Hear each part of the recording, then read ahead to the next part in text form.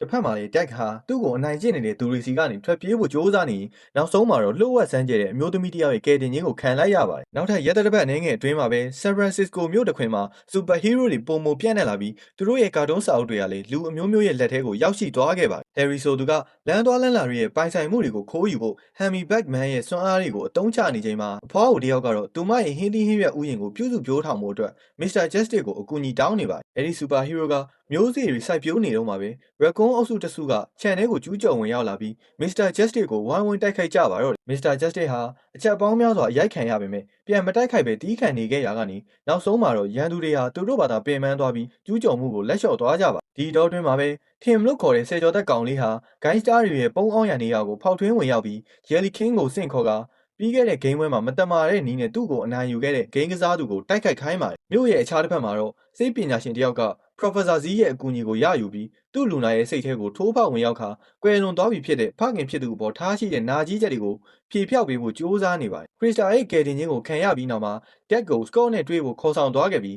းစကော့ကသူ့ရဲ့စွမ်းအားအစစ်မှန်ကိုပြသပြီးနောက်တက်ကိုကာတွန်းစာအုပ်တော်တော်များများကိုပေးအပ်ခဲ့ပါတယ်ဆန်ဖရန်စစ္စကိုမြို့လေကောင်မှာခိုးမှုတွေဇက်တိုက်ဖြစ်ပွားနေတာကိုသိလိုက်ရတဲ့အခါနစ်ကမိုက်ကိုအကူအညီတောင်းပြီးအတူတူစုံစမ်းစစ်ဆေးခဲ့ကြပါသူတို့နှစ်ယောက်တဲလွန်စားရှာနေတော့မှမိုက်ရဲ့ခေါင်းပေါ်ကိုနိုင်တလုံးပြုတ်ကျလာပြီးအဲ့ဒီခိုးမှုတွေကိုကျူးလွန်နေတဲ့တရေခန့်ကိုမကြခင်မှာပဲရှာတွေ့သွားပါတယ်ဒါပေမဲ့သူတို့တငယ်ချင်းတွေရောက်အရေးမယူနိုင်ခင်မှာပဲမျက်နှာဖုံးစွန်းမှလေး X နဲ့ Great Finger တို့ပေါ်လာပြီးတခိုးနောက်ကိုလိုက်ဖမ်းပါတော့တယ်ဟယ်ရီကထွက်ပြေးဖို့ကြိုးစားပေမဲ့ Great Finger ကသူ့ရဲ့ Almighty Finger ဆွမ်းအားနဲ့တိုက်ခိုက်ခဲ့ပါတယ်ဒါပေမဲ့ Hammy Back Man ကတော့အဲ့ဒီတိုက်ခိုက်မှုကိုရှောင်တိန်နိုင်ခဲ့ပါတယ်သူမရဲ့ Super Hero ကမြို့ကိုပျက်စီးမှုတွေအများကြီးဖြစ်အောင်လုပ်မိနေမှန်းသိသွားတဲ့အခါအိတ်ဟာနီးပြူဟာပြောင်းပြီးဗီလိန်တွေကိုလိုက်ဖမ်းဖို့လက်ကီးကိုစင့်ခေါ်လိုက်ပါတယ်အဲ့ဒီအချိန်မှာမိုက်ကလည်းအခြေအနေတွေကိုဝင်ရောက်လာပြီးထွက်ပြေးနေသူတွေကိုတိုက်ခိုက်ဖို့ Crime Man ကိုအမိန့်ပေးပေမဲ့ Ace ကတော့ Hammy Back Man စာအုပ်ကိုသူမကိုယ်တိုင်ပဲတိမ့်ပိုက်ချင်တာကြောင့်မိုက်ရဲ့အကူအညီကိုညှင်းပယ်ခဲ့ပါရလအနေနဲ့သူမဟာမိုက်တို့ဟီးရိုးအတွဲကိုချင်းချောက်မှုတစ်ခုလို့သတ်မှတ်လိုက်ပြီးလက်ကီးကိုသူတို့ကိုပါတိုက်ခိုက်ဖို့အမိန့်ပေးလိုက်ပါတယ်မိုက်ကတော့ဘာတွေဖြစ်နေလဲဆိုတာဇဝေဇဝါဖြစ်နေပါတယ်သူ့အမြင်မှာတော့သူတို့အားလုံးရဲ့ပန်းတိုင်ကတခိုးကိုဖမ်းမှုဖြစ်တာကြောင့်တစ်ဖက်သေးသားတွေလို့ယူဆထားတာပါလမ်းမပေါ်ကိုဘိန်းချုံနေတဲ့ရထားတွေကြီးပြေးဝင်လာတာကိုမြင်လိုက်ရတဲ့မိုက်ဟာလူတွေကိုတတိပေးဖို့ပြေးသွားပြီးကားထဲမှာပိတ်မိနေတဲ့အဖွားကိုတယောက်ကိုကယ်တင်နိုင်ခဲ့ပါတယ်မိုက်ကြောင့်ဘသူမှဒဏ်ရာမရခဲ့ပေမဲ့နောက်ထပ်အနေအရမဖြစ်အောင်အဲ့ဒီရထားတွေကိုအမြန်ဆုံးရပ်တန့်ဖို့လိုအပ်နေပါတယ်ဒီတာဝန်အတွက်မိုက်ကမမ်မီဂဲကိုစင့်ခေါ်လိုက်ပြီးသူမရဲ့ပတ်တီးတွေကိုတုံးကာဘေးကင်းရေးပိုက်ကွန်တစ်ခုဖန်တီးလိုက်ပါတယ်သူမရဲ့စွမ်းအားကြောင့်ရထားတွေဟာပင်လယ်ထဲမကျသွားပဲပိတ်မိနေတဲ့လူပေါင်းများစွာရဲ့အသက်ကိုကယ်တင်နိုင်ခဲ့ပါတယ်ဒီလိုသူရဲကောင်းဆန်တဲ့လောက်ရပြီးမှာတော့မိုက်ဟာလုံးဝကိုအင်အားကုန်ခန်းသွားပြီးရထားတွဲပေါ်ကနေပင်လယ်ထဲကိုပြုတ်ကျသွားပါတော့တယ်မိုက်ပြန်နိုးလာတဲ့အခါမှာတော့သူ့ကိုတရားရောက်ကကယ်တင်ထားလို့အိမ်မှာဘေးကင်းစွာရောက်နေမှန်းသိလိုက်ရပေမဲ့သူ့ရဲ့ Crime Man ကာတွန်းစာအုပ်ကတော့ပျောက်ဆုံးနေပါတယ်နောက်တနေ့မနက်တမိုင်းသင်ခန်းစာအချိန်မှာတော့ဆရာကနောက်ထပ် project အတွက်လူတွဲတွေတတ်မှတ်ပေးခဲ့ရမှာမိုက်ကလူစီနဲ့အတူတူတွဲလို့ရမယ်ဆိုတာကိုသိလိုက်ရလို့အရန်ကိုဝမ်းသာသွားပါတယ်ဒါပေမဲ့ project မစခင်သူတို့စားတောက်ဖို့ခဏနားကြပြီးမိုက်ကလူစီကိုသူ့အကြိုက်ဆုံးစားတောက်ဆိုင်လေးကိုခေါ်သွားပါတယ်အဲဒီနောက်သူတို့နှစ်ယောက်ကာတွန်းစာအုပ်ဆိုင်တက်ဆိုင်ကိုဝင်ခဲ့ကြပြီးအဲ့ဒီမှာထူးဆန်းတဲ့လူတစ်ယောက်ဝင်လာတာကိုတွေ့လိုက်ရပါတယ်ဆိုင်ရှင်မျိုးသမီးရဲ့ပြောပြချက်အရအဲ့ဒီလူဟာမော်ဆန်နဲ့စူပါဟီးရိုးစာအုပ်ကိုရှာဖို့နေတိုင်းလာနေကြဖြစ်ပြီးဒီနေ့မှာတော့သူ့ရဲ့ဆန္ဒပြေဝသွားခဲ့ပါတယ်။အဲ့ဒီလူဟာစလစ်ရဲ့ကာတွန်းစာအုပ်ကိုရှာတွေ့သွားပြီးအထဲကနတ်သမီးလေးကိုလွတ်မြောက်အောင်လှုပ်လိုက်ပါတယ်။ဒါကိုမြင်လိုက်ရတဲ့မိုက်နဲ့လူစီတို့လည်းသူ့နောက်ကိုချက်ချင်းလိုက်သွားကြပါတယ်။မကြာခင်မှာပဲအဲ့ဒီလူဟာစလစ်ရဲ့စွမ်းအားတွေကိုတုံးပြီးလူတွေကိုဒုက္ခပေးပါတော့တယ်။သူ့ရဲ့အမိန့်ကြောင့်နတ်သမီးလေးဟာအဆောက်အဦတစ်ခုလုံးကိုဖျက်ဆီးပစ်လိုက်ရပါတယ်။သူ့ရဲ့စွမ်းရည်တွေကိုစမ်းသပ်ရင်းနဲ့အဲ့ဒီလူက Slip ကို Supreme Tornado အမြင့်ဆုံးလေစနမောင်းကိုဖန်တီးခိုင်းလိုက်တဲ့အတွက်ပုံဝန်းကျင်ကအရာအလုံးဟာလေထဲကိုဝဲပါသွားပါတော့မိုက်လွင့်ပါသွားတာကိုမြင်လိုက်ရတဲ့လူစီဟာသူ့ကိုကယ်ဖို့အတွက်အသက်ဆုံးပြီးကြိုးစားရင်းသူတို့နှစ်ယောက်လုံးလေစနမောင်းထဲကိုစုပ်ယူခြင်းခံလိုက်ရပါတယ်ဒီအချိန်တွေကနေလွတ်မြောက်ဖို့မလွယ်ဘူးဆိုတာသိလိုက်ရတဲ့မိုက်ဟာ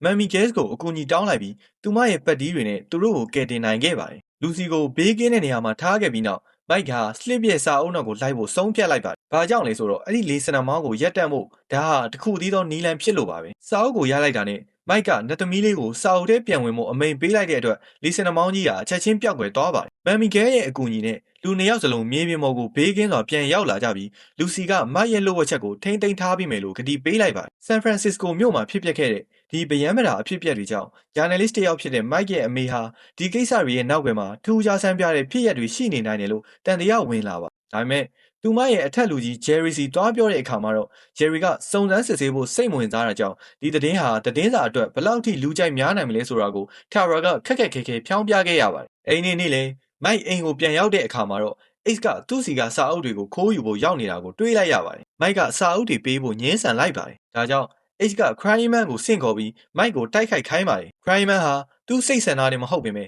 တခင်သေးရဲ့အမိန့်ကိုနာခံပြီးမိုက်နောက်ကိုလိုက်ရပါတော့တယ်။လွတ်မြောက်ဖို့အတွက်မိုက်ဟာပြတင်းပေါက်ကနေခုန်ချလိုက်ပြီးမမ်မီကဲကိုဆင့်ခေါ်ကသူ့ကိုကယ်ခိုင်းလိုက်ပါတယ်။အဲဒီနောက်သူတို့နှစ်ယောက်အိမ်ခေါင်မိုးပေါ်ရောက်သွားတဲ့အချိန်မှာအိတ်ကနောက်ကနေထက်လိုက်လာပါတယ်။ Cryman တယောက်တည်းနဲ့မနိုင်ဘူးဆိုတော့တိသွားတဲ့အခါအိတ်က Gravity ကိုပါတိုက်ပွဲထဲခေါ်သွင်းလိုက်တဲ့အတွက်မိုက်ဟာထပ်ပြီးထွက်ပြေးရပြန်ပါပြီ။ Theory အရတော့ဘယ်သူမှ hero နှစ်ကောင်ကိုတပြိုင်တည်းမဆင့်ခေါ်နိုင်ပေမဲ့မျက်နှာဖုံးဆောင်မှလေ Ace ကတော့အဲ့ဒီ theory မှားယွင်းနေကြောင်းတက်တည်ပြလိုက်တာပါပဲ Super Hero နှစ်ယောက်ရဲ့တိုက်ခိုက်မှုကြောင့်မမ်မီကဲရှုံးနေသွားတဲ့အခါ Mike ဟာ Black Knight ကိုဆင့်ခေါ်ပြီးအကူအညီတောင်းပါတယ်သူကသူ့တငယ်ချင်းဟောင်း Cryman ကိုမထိခိုက်စေချင်တာကြောင့်ထွက်ပြေးဖို့ပဲကြိုးစားနေပါတယ်ဒါပေမဲ့ Ace က Cryman ကိုသူတို့နောက်လိုက်ခိုင်းပြီးတိုက်ခိုက်စေတဲ့အတွက်နောက်ဆုံးမှာ Mike နဲ့ Black Knight တို့ရှုံးနေသွားပါတယ်ဒေါသထွက်သွားတဲ့ Mike ဟာရန်သူကိုအဆုံးသတ်ဖို့ Slip ကိုဆင့်ခေါ်ပြီးနောက်ထပ်လေးစင်နာမောင်းတစ်ခုကိုဖန်တီးလိုက်ပါတယ်ဒါပေမဲ့Ace ကပြန်လေတုံ့ပြန်ပြီး Great Finger ရဲ့ Almighty Punch ကိုသုံးကလေးစင်နှမောင်းကိုရက်တန့်ပစ်လိုက်ပါတယ်။ Mike အားနေသွားတာကိုမြင်တော့ Ace ကသူ့ရဲ့လွယ်အိတ်ကိုခိုးဖို့ Lucky ကိုလွတ်လိုက်ပေမဲ့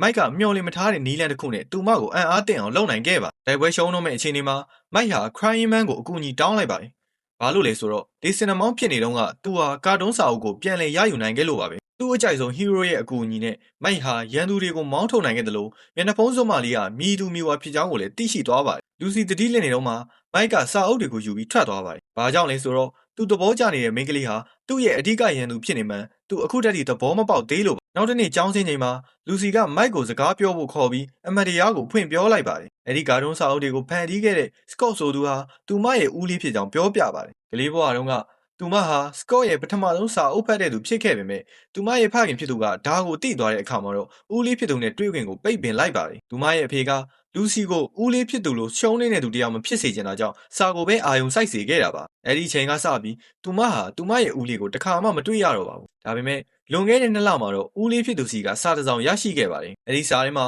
စကော့ကလူစီဟာသူယုံကြည်ရတဲ့တဦးသေးသောသူဖြစ်ကြောင်းနဲ့ဒီစာအုပ်တွေဟာလူယုံမာတွေလက်ထဲမရောက်အောင်စောင့်ရှောက်ပေးဖို့တောင်းဆိုထားပါတယ်ဒါပေမဲ့သူမဦးလေးရဲ့အိမ်ကန်းဟောင်းကိုရောက်သွားတဲ့အခါမှာတော့စာအုပ်အားလုံးပျောက်ဆုံးနေပြီး Great Finger စာအုပ်တအုပ်ပဲကျန်ပါတော့အဲဒီနေ့ကစပြီးလူစီဟာသူမရဲ့ဦးလေးကိုပြန်ရှာတွေ့ဖို့အတွက်ဒီစာအုပ်တွေအားလုံးကိုပြန်စုစည်းဖို့မစ်ရှင်ကိုစတင်ခဲ့တာဖြစ်ပါတယ်လူစီကသူမရဲ့ဇလန်းကိုပြောပြပြီးချိန်မှာ Nick ပေါ်လာပြီးသူတို့စကားပြောတာကိုချောင်းနှားထောင်နေခဲ့ကြောင်းပြောပြပါတယ်လူစီကမျက်နှာဖုံးစွပ်မှလေးဖြစ်မှန်သိသွားပြီးနောက်မှာ San Francisco မြို့ကြီးတိုက်ခိုက်ခံနေရတယ်ဆိုတဲ့ online ပေါ်ကသတင်းဗီဒီယိုတစ်ခုကိုပြလိုက်ပါအမှန်တရားကတော့ Jack ဟာတော်လန်ရေးအဖွဲ့တစ်ခုနဲ့ပူးပေါင်းပြီးမြို့ကိုသိမ်းပိုက်ဖို့အတွက်သူ့ရဲ့စာအုပ်အသစ်တွေကိုအဲ့ဒီအဖွဲ့နဲ့မျှဝေခဲ့တာဖြစ်ပါတယ်အဲ့ဒီညမှာပဲအဲ့ဒီအဖွဲ့ဟာရဲအရာရှိပေါင်းများစွာနဲ့ပြင်းထန်တဲ့တိုက်ပွဲစတင်ခဲ့ပြီးသူတို့ရဲ့စာအုပ်ထဲက super hero တွေကိုတုံးပြီးရဲတွေကိုအနိုင်ယူခဲ့ပါတယ်တိုက်ပွဲဖြစ်ပွားရမှာထာရာကမှတ်တမ်းနေမှုရောက်နေပြီးမြို့သူမြို့သားတွေကတော့အဲ့ဒီဂိုင်းကိုဘယ်သူမှအနိုင်မယူနိုင်တာကြောင့်ကြံရမရဖြစ်နေကြပါတယ်အခင်းဖြစ်ပွားရာနေရာကိုမိုက်နဲ့သူ့တငယ်ချင်းတွေရောက်လာပြီးဒဏ်ရာရသူတွေကိုကူညီပေးတယ်လို့နောက်ထပ်လူမသိအောင်အစွမ်းကုန်စ조사ကြပါတယ်။တက်ကတော့သတင်းထောက်တွေအများကြီးရှိနေတာကိုအခွင့်ကောင်းယူပြီး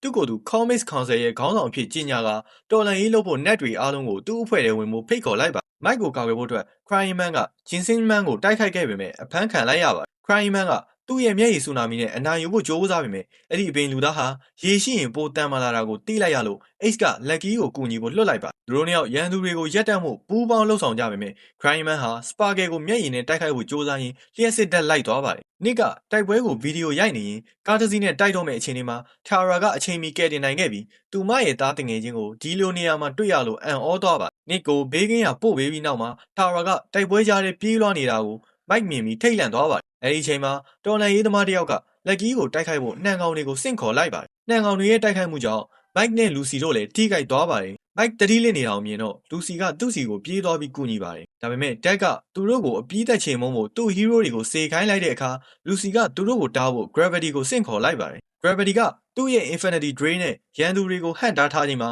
Slip ကလူတိုင်းကိုလေးစင်နှမောင်းနဲ့ထည့်လိုက်ပြီးရန်သူအားလုံးကိုတပြိုင်တည်းအနိုင်ယူလိုက်ပါတယ်သူ့အဖွဲ့သားတွေအားလုံးရှုံးသွားတာကိုမြင်တော့တက်ကအရန်ဒေါသထွက်ပြီးနောက်ဆုံးတိုက်ကွက်ကိုတုံးမာတော့တယ်တက်ကလောင်စာစီတွေအပြည့်နဲ့ကားပုံကြီးကိုစုစည်းပြီး Sparkle ကိုလျှက်စီးကြောင်းနဲ့ပစ်ခိုင်းလိုက်ပါတယ်ဒါဟာမျိုးတစ်မျိုးလုံးကိုဖျက်ဆီးပစ်နိုင်တဲ့ပေါက်ကွဲမှုကြီးဖြစ်စေဖို့ပါဒါပေမဲ့အဲ့ဒီဘေးအန္တရာယ်ကြီးမဖြစ်အောင်မိုက်ဟာသူ့ရဲ့စိတ်ဆွမ်းအားကိုတုံးပြီးသူ့ရဲ့ heroes တွေအားလုံးကိုတပြိုင်တည်းစင့်ခေါ်နိုင်လိုက်ပါတယ် Heroes တွေအားလုံးဟာသူတို့ရဲ့စွမ်းအားတွေကိုပေါင်းစပ်ပြီးအဲ့ဒီကားပုံကြီးကိုကောင်းကင်ပေါ်လွှင့်တင်လိုက်တဲ့အတွက်ပောက်ကွဲမှုဟာမြို့နဲ့ဝေးရာကောင်းကင်ယံမှာပဲပောက်ကွဲခဲ့ပါတယ်။တိုက်ပွဲပြီးမှမိုက်ဟာပင်ပန်းနွမ်းနေပြီးလဲကျသွားပေမဲ့မြို့သူမြို့သားတွေကတော့သူ့ကိုသူရဲကောင်းကြီးအဖြစ်လေးစားသွားကြပါတယ်။ Dex ရှုံးနေသွားတာကိုသိလိုက်ရတဲ့အခါလူစီရဲ့ဦးလေး Scott ဟာအယံဝမ်းသာသွားပါတယ်။အမှန်တော့ Dex ဆိုတာ Scott ရဲ့ကဘာကြီးကိုစိုးမိုးမဲ့အစီအစဉ်အောင်မြင်မှုအတွက်အတုံးချခံနေရုပ်လေးတက်တာဖြစ်နေခဲ့တာပါ။